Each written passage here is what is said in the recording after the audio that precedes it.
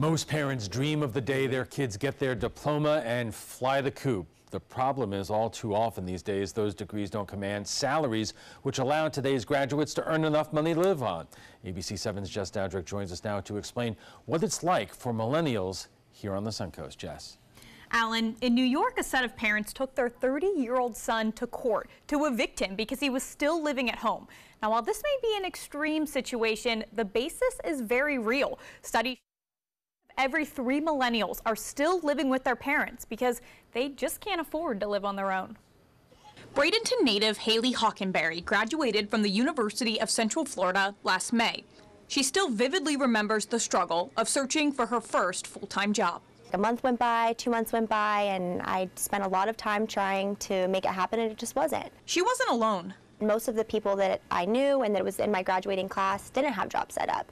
After 3 months, Hockenberry landed her job producing the 5 o'clock news here at ABC 7. Being so close to home, Hockenberry is taking advantage of living in Bradenton with her mom. The cost of living is just so high. I think most of the jobs that most college graduates get, it's hard to financially support yourself all on your own. And coming out of college, where I had my parents helping me out in college, trying to go straight on my own was very difficult with the salary that you make as a recent college graduate. Welcome to the club. The majority of the people that I did graduate with kind of went into similar roles, and they are either living at home or they're living in a big house with a lot of roommates that kind of can help lower their rent so their bills aren't as hard on them. According to the U.S. Census Bureau, 38% of millennials ages 18 to 34 are living at home with their parents. Forbes attributes the growing rate to student loan debt. According to Forbes, an average millennial faces $37,000 in student loan debt, forcing graduates to move back home and save money. At the University of South Florida, Sarasota, Manatee, many students live at home to save money while going through school. They may extend that period because the cost of living, our housing, our groceries, those things are much higher than many other cities may be. So they are electing to stay at home longer, or they have to find a roommate in order to survive in our community. Pair the cost of living with the fact that the average millennial salaries are disproportionately low compared to the national average, and you get more millennials living with mom and dad.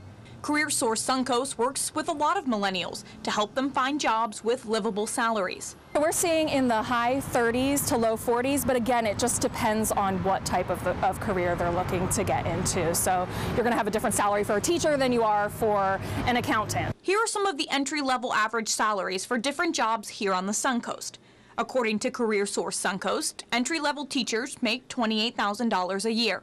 Bank tellers, $27,000, police officers, $45,000, lawyers, $42,600, firefighters, $38,700, travel agents, $25,900. Most of those salaries aren't enough to live comfortably on the Suncoast, according to the Economic Policy Institute. A new study released by the EPI shows that for a single person living alone to live modestly in Sarasota County, he or she should make at least $37,143 annually. In Manatee County, the number is slightly lower at $36,013. The biggest cost for each county being housing. We have a large number of apartments. There's a waiting list for them. Harvey Vengroff owns several affordable housing complexes across the Suncoast, providing homes for people at as little as $350 per month. 2/3 of his tenants, he says, are millennials. The average wage of our population is somewhere between $13 and $20 an hour. Or $27,000 to $41,600 per year. Again, the entry-level salary for a majority of millennials.